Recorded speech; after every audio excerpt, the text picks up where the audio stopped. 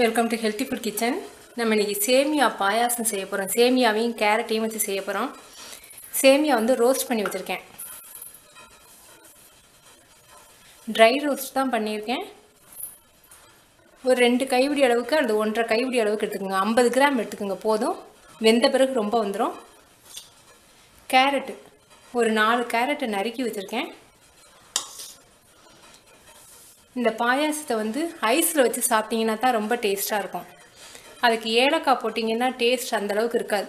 Vanilla essence ஊற்றுனீங்கன்னா ரொம்ப நல்லாயிருக்கும். Vanilla essence வந்து 1 ட்ராப் அல்லது 2 ட்ராப் தான் ஊற்ற போகிறோம். பால் வந்து 1/2 லிட்டர். இதுக்கு வந்து பால் நல்ல கெட்டி பாலாக நல்லா இருந்தால் தான் நல்லாயிருக்கும். நீங்கள் பால் ஊற்ற விருப்பப்படாட்டி கண்டென்ஸ்டு மில்க் ஊற்றலாம். தேவையான அளவுக்கு சீனி. இப்போ நம்ம கேரட்டை வந்து தண்ணியில் வேகப்பட போகிறோம். ரொம்ப வேகணுங்கிறது இல்லை, அந்த பச்சை வாடை போகிறதுக்காக தான் நம்ம வேக விட போகிறோம். அந்த தண்ணியிலே நம்ம சேமியாவையும் வேக விட்டுருவோம். இப்போ எப்படி செய்கிறதுன்னு பார்க்கலாம்.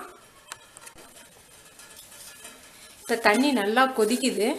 இந்த தண்ணியிலேயே கேரட்டை வந்து ஒரு 3 அல்லது 5 நிமிஷம் மட்டும் வேக விடுவோம். கேரட்டை நம்ம எடுத்துக்கிட்டு அப்புறம் இதிலே சேமியாவை நம்ம போடுவோம். வேகட்டும். இப்போ நல்லா கொதி வந்துருச்சு. ஒரு 2-3 நிமிஷம் தான் அடுப்பில் இருந்துச்சு. இப்போ பச்சை வாடை போயிருக்கோம். இப்போ நம்ம இதை வந்து பாத்திரத்தில் மாற்றிக்கிண்டுருவோம்.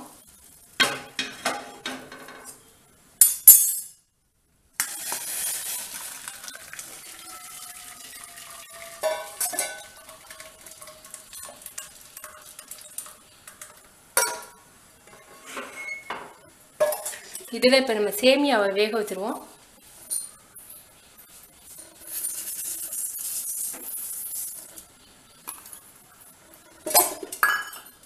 சேமியா வேகட்டும். இப்போ இந்த கேரட்டை நம்ம மிக்சியில் ரொம்ப நைஸாக அரைக்க வேணாம், குறைன்னு அரைச்சிக்குவோம்.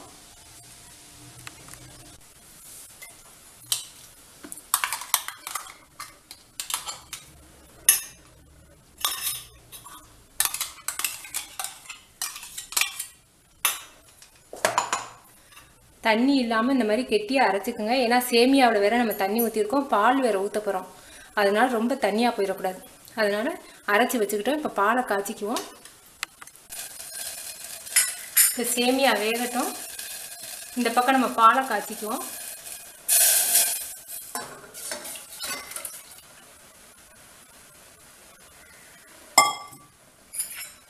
நம்ம சேமியாவோட பாலை சேர்த்து காய விட்டோம்னா ரொம்ப பொங்கி ஊற்றும்.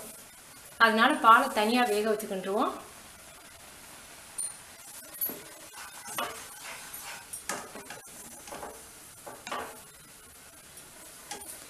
சேமியா இன்னும் கொஞ்சம் வேகட்டும். ஏன்னா ஆறிடுச்சுன்னா பாயாசத்தில் இருக்க அந்த நீர் சத்தெல்லாம் சேமியா உறிஞ்சிரும் சரியாக வேகாட்டி. அதனால நல்லா வேகட்டும்.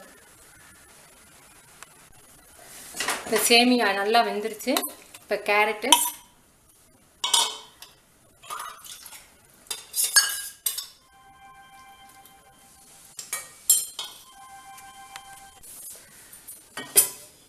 இப்போ காய்ச்சின பாலையும் சேர்த்துருவோம்.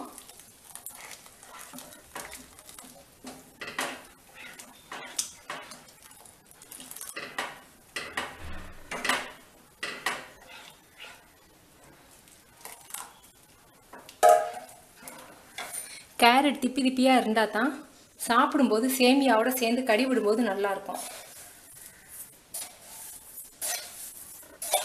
நீங்கள் கண்டென்ஸ் மில்க் ஊற்றுனீங்கன்னா சுகர் வந்து டேஸ்ட் பார்த்து போட்டுக்கோங்க.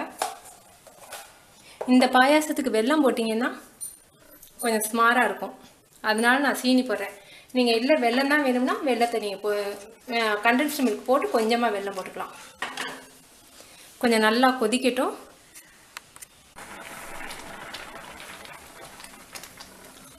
பால் நல்லா கொதிச்சிருச்சு. சீனியும் போதும். நல்ல டேஸ்ட்டாக இருக்குது. கேரட் ஸ்மெல்லே வராது. ஏன்னா நம்ம 4 நிமிஷம் 5 நிமிஷம் கொதிக்கிற தண்ணியில் கேரட்டை போட்டு எடுத்ததுனால கேரட் ஸ்மெல் வராது. இது கொஞ்சம் ஆறின பிறகு நம்ம எசன்ஸ் ஊற்றி ஃப்ரிட்ஜில் வைக்க வேண்டியதுதான்.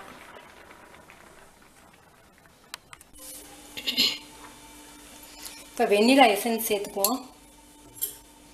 வெண்ணிலா எசன்ஸ் வந்து ரொம்ப அதிகமாக ஊற்றிட்டிங்கன்னா உதடுலாம் எரியிற மாதிரி இருக்கும் எந்த எசன்ஸுமே. அதனால் இது ஒரு 2 அல்லது 3 ட்ராப் தான் இருக்கும்.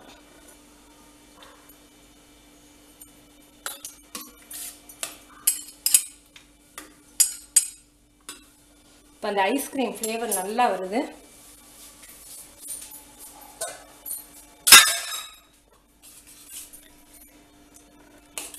எடுத்து கொஞ்சம் நேரம் தான் ஆகுது, அதுக்குள்ளேயும் பாருங்கள் எவ்வளோ கெட்டி ஆயிடுச்சுன்னு. காய்ச்சின பால் வேணால் மறுபடியும் நீங்கள் சேர்த்துக்கலாம். ஏன்னா சேமியா வந்து அந்த நீர் சத்தை உறிஞ்சிரும்.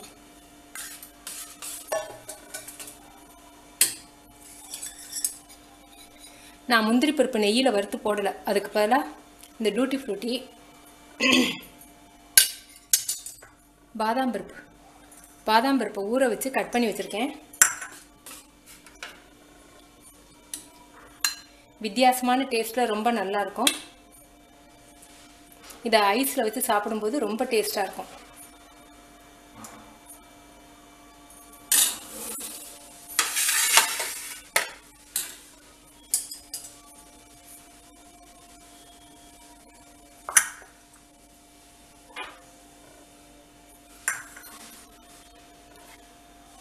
நீங்கள் செஞ்சு பார்த்துட்டு உங்கள் கமெண்ட்ஸ் எனக்கு சொல்லுங்கள். தேங்க்யூ.